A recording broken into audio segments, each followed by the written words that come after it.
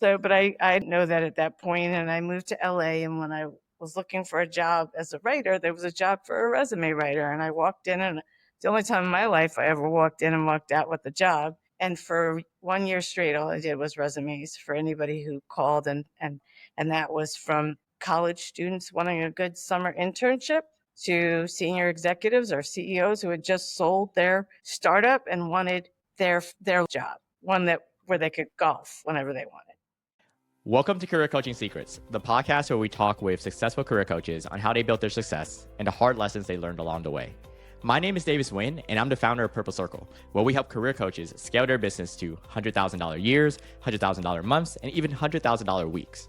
Before Purple Circle, I've grown several 7- and 8-figure career coaching businesses myself, and have been a consultant at 2 career coaching businesses that are doing over $100 million each. Whether you're an established coach or building your practice for the first time, you'll discover the secrets to elevating your coaching business. Hey everyone, welcome to another episode of Career Coaching Secrets podcast. I'm your host Rexhen, and today's guest is Linda Gutin, also known as the Job Search Genie, a resume rockstar and career coach who brings wit, wisdom, and wordplay to every professional journey she supports. With nearly 3 decades of experience helping clients, from tech executives to career changers, tell compelling, authentic stories, Linda's work through the Gutin way to resume blends deep coaching, sharp editing, and a healthy dose of humor. Whether she's helping someone pivot industries, land interviews, or polish a punchy LinkedIn bio, Linda empowers her clients to customize with confidence and laugh a little or a lot along the way. So it's a pleasure for me to have her on the podcast today. Welcome to the show, Linda. Thank you. Gutin is the second most popular way to pronounce it. Gutin is the way that we go. So that's okay. You got it half right. So Cool. So go ahead. It's a pleasure to have you on. So I just want to make sure that, I got it right. So you'd say, you prefer that I say Gutin or Gutin? Gutin. Gutin. Think about rootin' tootin'. Okay, yeah. That is an interesting way to think about it. So I want to know, for everyone who's listening, how did you get started with your coaching business? What inspired you to become a coach and then start your own coaching business? So one of my friends said to me, it's no surprise you became a writer editor. Don't you remember back in junior high when we would pass you notes, you would pass them back with the spelling correct. So from an early age, maybe in college, people would hand me their resumes and I would fix them. But at that point, I did not know. Like, if you didn't give me the right information, it didn't get in there. It was well written. There were no typos, but came out of college just as PCs were coming about. And so I helped people with their resumes. And I worked in the business world for a few years and saw some resumes, and most are terrible. But then I got a master's in something called organizational psychology, which a lot of people who are in the career coaching business will know that it is basically how to maximize an organization's effectiveness through its human systems. Organizational effectiveness is defined as productivity times profitability. Mm-hmm. And when I learned that, and I learned a few other things about what a resume reader really wants to know about an individual, I was then able to turn to people who I was helping, it wasn't my business at that point, and ask them what they had done that was out of the ordinary and dig for their gems. I now refer to that as bringing the cha-ching, because how do you quantify and qualify? People don't know all the things that they're allowed to take credit for or how to take credit for them. And so once I learned that, I helped. Then my first job outside of grad school was with Booz Allen and Hamilton, mm-hmm. in their commercial side, headquartered in New York. In that role, in addition to helping out the recruiting department for the information technology group, I wrote bios, and there was given samples, right? So either it was a partner or somebody whose bio needed to be updated to include their latest engagements, mm-hmm. relative to the one that was being pitched. And I got to write some that were not just serious bios, but fun, upbeat ones for the newsletter that were about new hires. And so I got to meet, because I wasn't on engagements, I was an internal person, but I got to ask them a lot of questions. And around that time, I started doing people's resumes. And then somebody told me I was super funny and I should try stand-up. And it's been all downhill from there. So I did stand up in New York there's a lot of amateur stand-up comedians out there. And when they say that line, don't give up your day job, I always thought it was an insult when somebody said that. But that's not why it is. It's because a lot of really talented artists can't make a living without a good day job. So, but I didn't know that at that point, and I moved to LA. And when I was looking for a job as a writer, there was a job for a resume writer. And I walked in, and it's the only time in my life I ever walked in and walked out with a job. And for 1 year straight, all I did was resumes for anybody who called. And that was from college students wanting a good summer internship to senior executives or CEOs who had just sold their startup and wanted their job, where they could golf whenever they wanted. So that, and in that role, there was a lot of job search advice that came along with it. So at some point, somebody said to me, you got to stop calling yourself a resume writer. You gave me such great job search advice. So that's how I got started being a coach. That's where the job search Genie comes from too. Well, that has come a lot more recently, and I'll tell you about that when I answer one of your other questions. Well, yeah. So the other question is more so like when you're working with a client and you're going through the coaching journey with them, which part of that coaching journey do you find the most, or what about it do you find most rewarding since you started doing this? What I find most rewarding, and I'm going to be offering a course probably with this name called How to Be a Better Bragger. And that goes to, like, some people think, oh, bragging, oh, we're not supposed to brag. Well, to me, you better brag your ass off, because otherwise I'm not going to know how to rewrite it in a way that doesn't bragging. It's just statements of fact. So you can get somebody who's like super successful and, hey, you got to brag less because anybody reading your resume is going to dislike you. Mm-hmm. That's a little obnoxious, right? Yeah. All the way to a student who has not taken into consideration that they've been earning money since they were 13. Mm-hmm. Well, really? Once I asked them to tell me about what's special about them, so that's the thing is somebody had to take credit for something, and that's where they're bringing the cha-ching. So, like, again, a super successful executive, I ask him one question and the answer is 1.5 billion. I ask him a second question and his answer is 1.5 billion.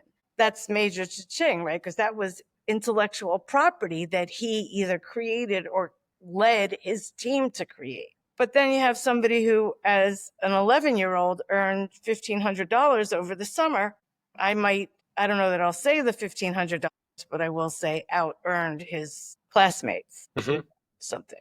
And by the way, for the executive who had that $3 billion, I started his resume with commitment to excellence from an early age as evidenced by this, that, and $3 billion in intellectual property. He asked me to change it to 2.5, but it was 3. Interesting. So you're saying the higher up the ladder, the more you need to brag. You know, it's not necessarily. No, because the higher up that person may know what they just said for him when I said he had his resume was that he had won an award for filing the most patents in a year. And the second award was pet of the year. And whereas somebody in college, they increased the average ticket price on the Spirit of Boston, which is a dinner cruise that goes around Boston Harbor. Mm-hmm. But it's about dragging that out. It's really about not just the cha-ching, but it's what I teach them and my goal with the people from mid-career onward is that they'll never need another resume writer again because they'll have my questions. They'll remember how I pulled this stuff out of them. And I had one guy who I thought he was mentioning that something that sounded like he wasn't happy with the results. And I said, are you saying you don't feel you got your money value? And he said, no, are you kidding me? I just finished helping my wife with her resume.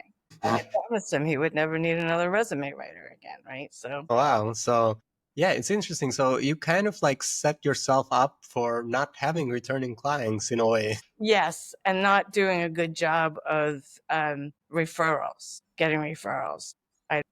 My new thing, you're going to ask more questions. I'll have another answer about what I'm doing more lately. Cool. Yeah, actually, yeah.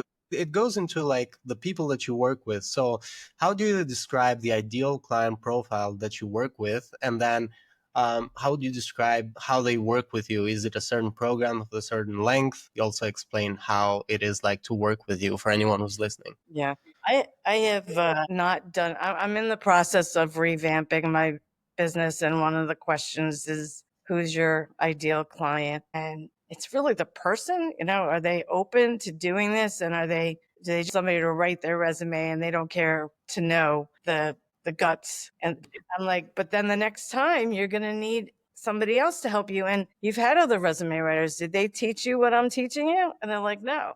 All right. So, but if I were to think about it, I like working with women in sales and marketing, I guess, or business development, where, because they know their numbers, right? They've got quotas. They know what the size of the campaign budget was, the percentage increase in their followers. It's easy for them to brag. It's easier for them to brag. Easier. No, because the women, well, I don't know. Should I really? I've been always told that I shouldn't brag. But if I get women at the right age, they've got kids who are coming out of college, and college career centers are not great. In fact, I just was talking to somebody about Duke University, and they're cutting their administrative staff, which means that they're going to be cutting their career center. And I didn't think that most career centers do a good job. They say, okay, here's a class, here's some samples, let us know if you need any help. But if you don't know what kind of help you need, how can you ask for it? And one recommendation I got was from a father who said, it was painful to pay every year for my son's college. The best check I ever wrote was to Linda Gutin, who helped him get the job that he wanted after college. So that's not a guy in sales, right? It was a man who was a chemical engineer who's hired me to do his son's resume. So right now, when it comes to your program, how would you describe it? It depends on what they're asking. So it could be a resume, that could be a resume writing, but there's also coaching. And when it comes to coaching, is there a certain program length? Well, the contract is for 3 months, but I get plenty of people my wife was in the hospital. My husband had the flu for 3 weeks and brought it into the house, and just it drags on. So like I said, I'm in the midst of working with another company on how to change my offer and maybe do very few resumes, but help people be better braggers and teach them the Gutin way to resume. So is that a book, a PDF with samples, with very strict, follow this, do as I say, and then bring it. Then somebody, I talk about your reservoir, right? So what are you going to put down on the reservoir, and how can you pick a good resume writer to take all this material I've dragged out of you and bring it to them and say, this is what I want it to look like in the end. Because it's actually an old movie called Who's Killing the Great Chefs of Europe? And one or two of them get murdered, and the detectives realize that's what's happening. So they gather all the maybe they're in Paris, all the other great chefs in Paris, and all of them are sitting at separate tables, not looking at each other, because each one of them deserves to die next. I'm the best living chef. Kill me next. That's how resume writers are. They all think they're the best. And I have a line, which is, I know I'm opinionated, so it's a good thing I'm always right. And I'm not just a resume writer. I'm a copywriter. I'm a bragger. I'm the best bragger in the whole wide world. So, and I don't be up. I'm not quick. Like somebody says how fast you can get the resume done, I say, do you want it done fast, or do you want it done well? And then, so this company that I'm working with is all about how to pitch. I'm starting the class again tonight. I am Pitch Like a Pro. And teaching you how to develop a pitch that you can deliver, whether it's to that audience or that audience or that audience. You'll change it up, but you'll have it all, and you'll know the pitch formula. And so I'll still be pitching the Gutin way to resume until I have a good enough revenue coming from other stuff. I do want to offer how to be a better bragger, how to have the best resume in every pile without crying. So So right now, where, in terms of like marketing, so far, what marketing channel works best for you? How do people find you? And like, where do they find you? or where do you find them?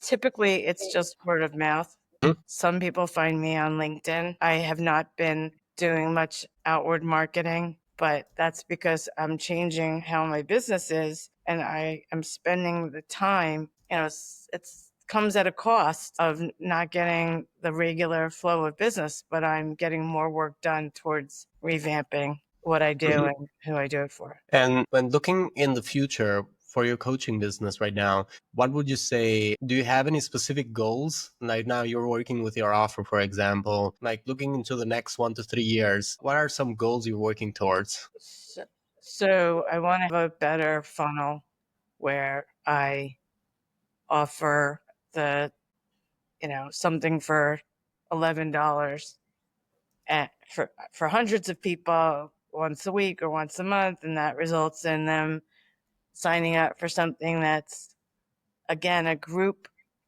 offering, and then go from there. And I'll find to market that. I don't know yet. Yeah. So generally for us, based on the research that we've done, it's always been LinkedIn, which is the main channel for most coaches. And from there, just like you said, is the referral network, which keeps on growing the more clients you serve, but it's just not predictable, while LinkedIn, with the right strategy, could be a little bit more predictable.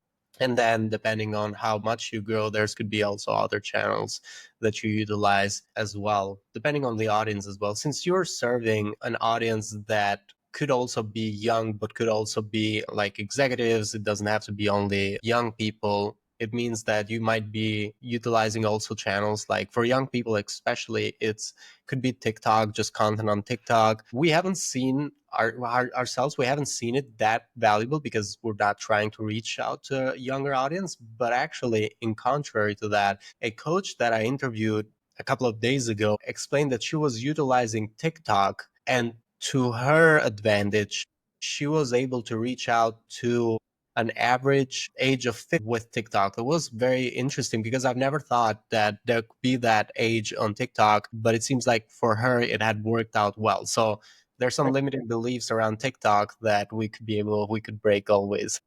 Right. My plan is hilarity, Mm-hmm. because people hate working on their resume. As a matter of fact, I just came up with the way to start a pitch that made the people in my class all laugh. I haven't perfected it yet, but I started by saying, raise your hand if you ever had to work on your own resume or help somebody with theirs, and keep your hand up if you loved every minute of it. Mm-hmm. And then the next question, and I don't know if I'll keep it, but is raise your hand if you've ever had to read one or a stack of resumes, and keep your hand up if you loved every minute of it. So how did I get at the intersection of people hating to work on their resume and hating, not loving to read resumes unless there was some skin in the game for them? So, in terms of challenges, what is a challenge that you're trying to solve for next in your coaching business? How do I get all the right work done in the right amount of time for myself, for my business? So it's mostly, and because we had, for the audience, we had a technical problem, but Linda was also explaining how when it comes to working with clients, she does very well. But when it comes to maybe, let's say, working on her business, when it doesn't include client work, but it could include working on your offer, working on marketing, maybe working on like any business admin, that's where it's just maybe, is it a motivation that just falls, or is it just like, It's a lot of it is motivation, but it's also that I was never technologically gifted in the first place. How old I am, it didn't come with a computer at my fingertips when I was in high school or college, and I didn't pursue that. And so people say, oh, just do this and that and the other thing. And I'm like, I don't know how. I'm not good at learning this kind of thing.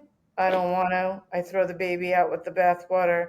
I get another client. I can put it off because now I have revenue coming in. And so it's very frustrating for me. in knowing this or thinking about coaches in the same boat, for those coaches, what advice would you give to those coaches who are trying to scale their impact from your perspective? Well, what I'm doing is trying to, what is it that I do like to do the most? And Mhm. I like to inject this knowledge, these definitions into people's brains so they can take credit for the things they deserve credit for, wherever that is, right? So if I just concentrate on teaching people these as a group, how to get this information out of them, put it, and then just get paid for that, and again, leverage my hilarity, which maybe there's a funnier way for me to say that, then I won't have to. I can pay for somebody to market and get me here. You just show up here and look pretty as can be. Let's put it that way. You're prettier than I am. And even with all the facial hair, you're prettier. I don't think so at all, but well, putting to like ending it here for everyone. Thank you so much. Thank you so much for coming today. And for anyone who wants to connect with you or reach out to you, they'll be able to find you on LinkedIn. And is there probably also a website? Right now, my website is down because I didn't want to get too many clients coming in. I just go to my LinkedIn and ask to have a conversation. Thank you so much. Thank you for coming to the podcast, and wish you a great day ahead. Say that again. I was just saying, wish you a great day ahead. The editor. Oh, okay, great day ahead. Okay, yes, thank you so much. And that's all, folks. That's it for this episode of Career Coaching Secrets. If you enjoyed this conversation, you can subscribe on YouTube, Spotify, Apple Podcasts, or wherever you're listening to this episode to catch future episodes. This podcast was brought to you by Purple Circle, where we help career coaches scale their business to $100,000 years, $100,000 months, or even $100,000 weeks, all without burning out and making sure that you're making the impact and having the life that you want. To learn more about our community and how we can help you, visit joinpurplecircle.com.